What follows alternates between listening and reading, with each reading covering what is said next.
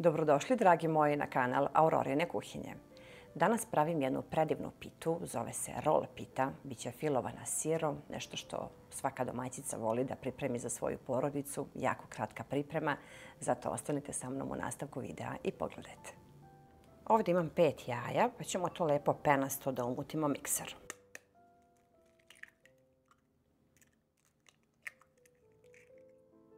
Malo soli. Pa ću mikserom to penasto da umutim kao za tortu i za kolače.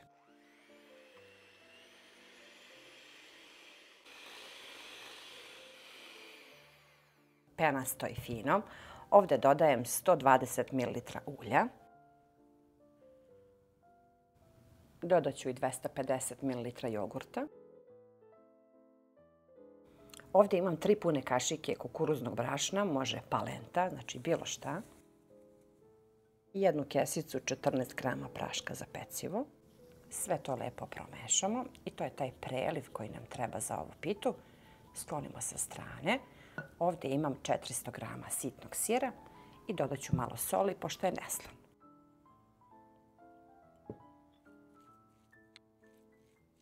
Treba nam jedno pakovanje 500 grama tankih kora za pite. Ja sam odvojila list po list, pa ćemo da uzmemo prvu koru.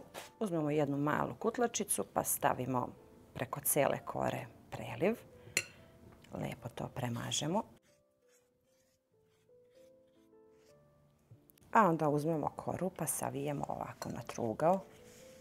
Opet malo premažemo.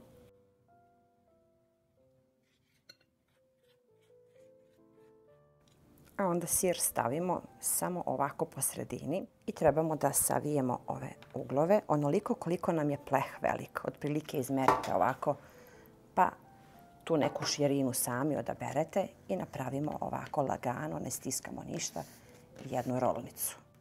Evo ovako. I stavljamo ih ovako. Jako jedna lepa pita, neobična. Prvo i ovaj fil je drugačiji sa ovim kukuruznim brašnom.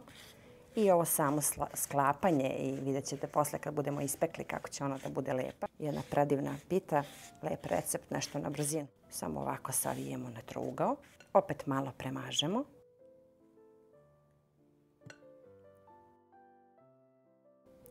Stavimo sir samo onda gdje ćemo da presavijemo, odakle će rolnica da nam kreće. Zavisi koliko vam je širok pleh, znači na osnovu pleha tako i sklapate. I samo umotamo.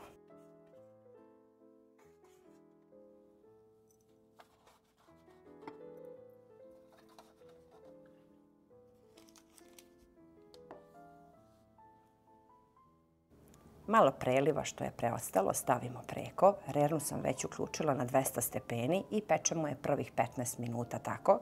A onda smanjimo na 180 i pečemo još 15 do 20 minuta. Premažemo lepo pitu. Možemo naravno neku semenkicu ili susam ili nešto po želji. Ja volim ovako i sad mogu da je nosim na pečenje.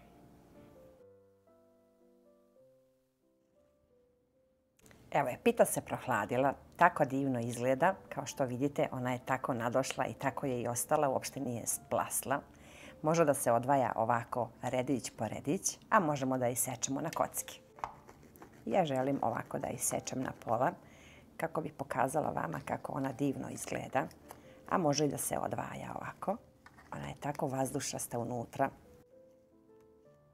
Prelepa jedna pita, jedan divan recept koji možemo da pripremimo za svoju porodicu, nešto malo drugačije, a tako mekano i vazdušasto unutra. Toliko je lepa, pogledajte samo od ozgo koliko je ona prazna, malte ne unutra, a punjena sirom. Ja sam sigurna da ovakvu pitu niste probali na ovakav način. Zanimljiva je, brza priprema, a ukus osjeća se i kukuruzno brašno, ali vrlo blago. Naravno da fil uvek možemo po želji da stavljamo ono što volimo, ali uvek svi volimo više sa sirom, pa sam sigurna da ćete i vi da probate baš po ovom receptu, da pišete vašoj Aurori u komentarima ukoliko budete probali. Eto, to bi bilo za danas. Ja vas puno pozdravljam, pa se vidimo uskoro sa nekim novim receptom iz moje kuhinje.